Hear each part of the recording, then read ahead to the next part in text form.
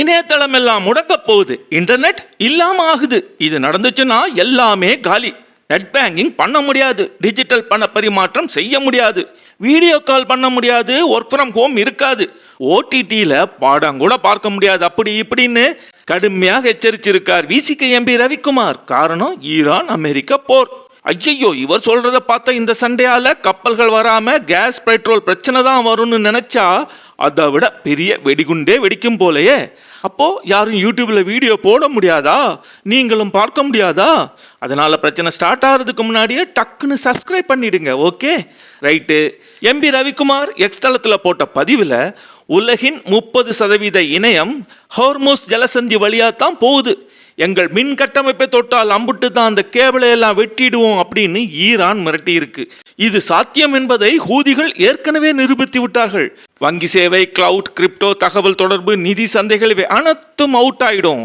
இது ஒரு இணையவழி தாக்குதல் இல்ல, இது ஒரு கத்திரி தாக்குதல். உலக இணைய அமைப்பை செயல்படுத்த கேபிள்களை தவிர மாற்று திட்டம் எதுவும் இல்லை அப்படின்னு பயமுறுத்தி இருக்கார் ரவிக்குமார். நெசமாலுமா ஈரான் நினைச்சா உலக இணைய வசதிகளை நாசம் பண்ணிட முடியுமா? வாய்ப்பில்லை ராசா, வாய்ப்பில்லை என்கிறார்கள் நிபுணர்கள். ஏன்னா உலகின் முக்கிய கேபிள்கள் பெரும்பான்மையும் ரொம்ப ரொம்ப தூரத்தில் இருக்கு. இங்கே இருக்கும் கேபிள்கள் ரொம்ப ரீஜனல். இந்திய, ஐக்கிய அரபு அமீரகம் மற்றும் ஐரோப்பியாவிற்கு தான் இது பிரதான பாதை. அதுவும் வெறும் 17% இணைப்புகள் தான் இந்த ஜலசந்தியின் கீழே இருக்கு. ஆனாலும் இந்த ஹார்மோஸ் நீரணைப்பு மற்றும் செங்கடல் பகுதியில் சுமார் 20க்கும் மேற்பட்ட முக்கிய ஃபைபர் ஆப்டிக் கேபிள்கள் இருக்கு.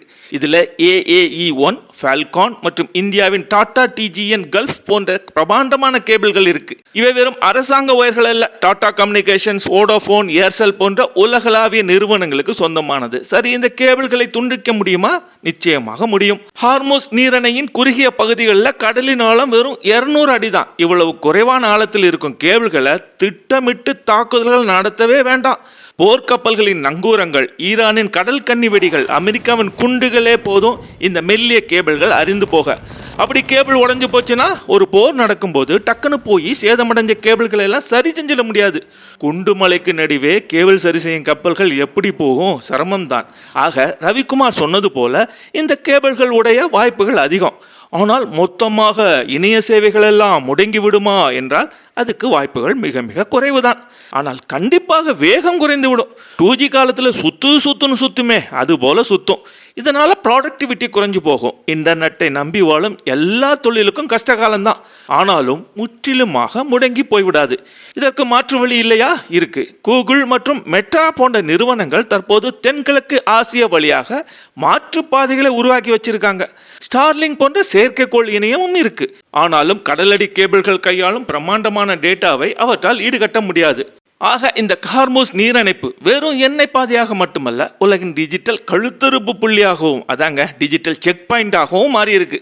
ஆகவே இணையத்தை பயன்படுத்தும் எல்லா நாடுகளும் உடனடியாக ஈரானுக்கு ஒரு கடும் எச்சரிக்கையை கொடுத்தே ஆகணும். கேபிளை தொட்ட நீ செத்தேன்னு.